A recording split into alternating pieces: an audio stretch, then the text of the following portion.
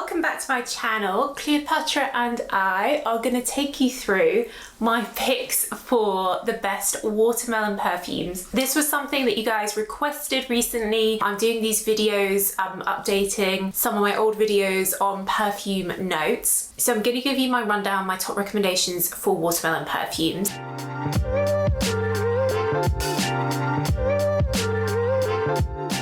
If you are new here, then hello and welcome. We're all about perfumes. I have hundreds of videos like this on perfume notes, new releases, ranges, perfumers, so do check out my other content.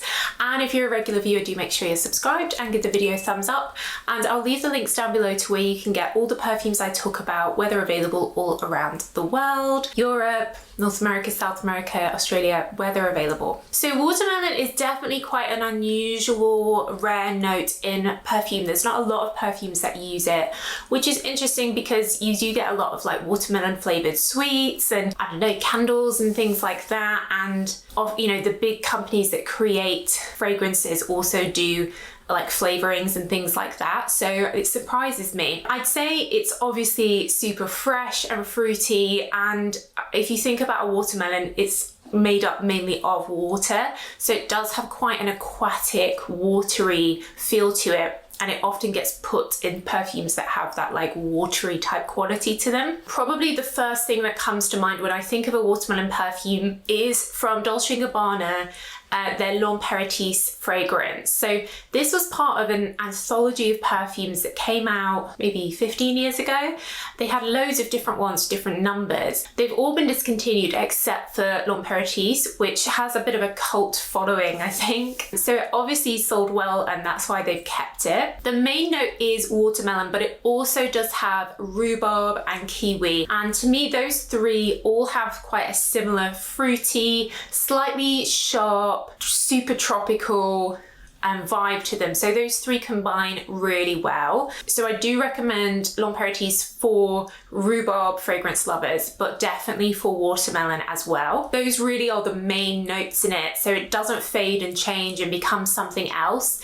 And it has quite a cult following and you can usually get this at quite good prices. It's not overly strong. None of these perfumes are.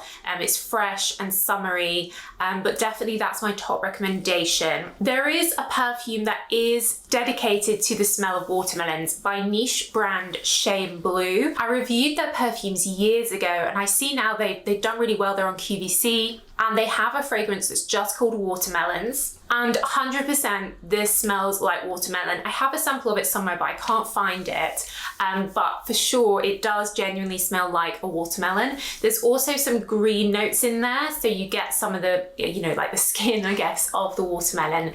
I did find that this doesn't last that well, but none of these really do. But it really does smell like a watermelon, like not like a perfume with watermelon in, just literally like you are a watermelon. So one that is super affordable is the Adidas perfume called Get Ready!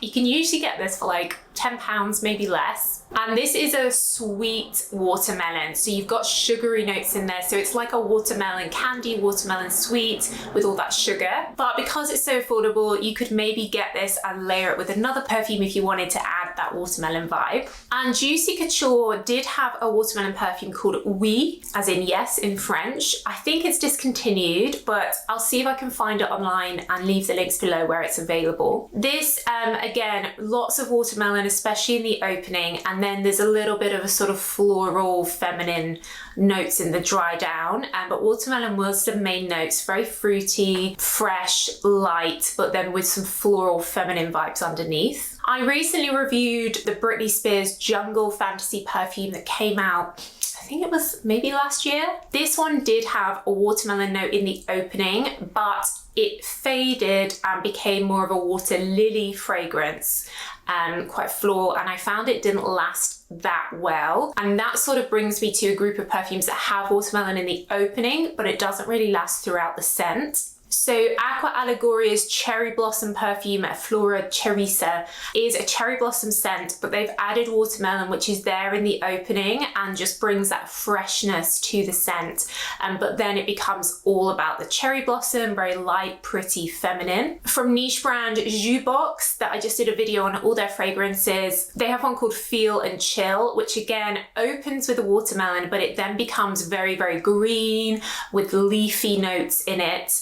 So the watermelon note fades and it becomes all about the green. And then from Tocca, their Simone perfume, again, opens with watermelon, but then as it develops, it's quite a sort of pretty, light, floral, freesia, rose, ylang ylang, like a whole bouquet of floral notes, like a lot of the Tocca perfumes are. For sure, the Dolce & Gabbana L'Imperatrice, the Adidas one, the Juicy Couture and the Shea Blue are my 4 recommendations if you really just want that watermelon vibe. I believe Bath & Body Works did like a watermelon lemonade, but I searched for it and I think it's discontinued. We don't really have Bath & Body Works here in the UK as well, so it's hard for me to know. But those are my rundown of watermelon perfumes. Do let me know if there's any others you'd add to this list. Let me know what your favorite is in the comments. I do read all your comments, and everything will be linked in the description to where you can get these perfumes around the world.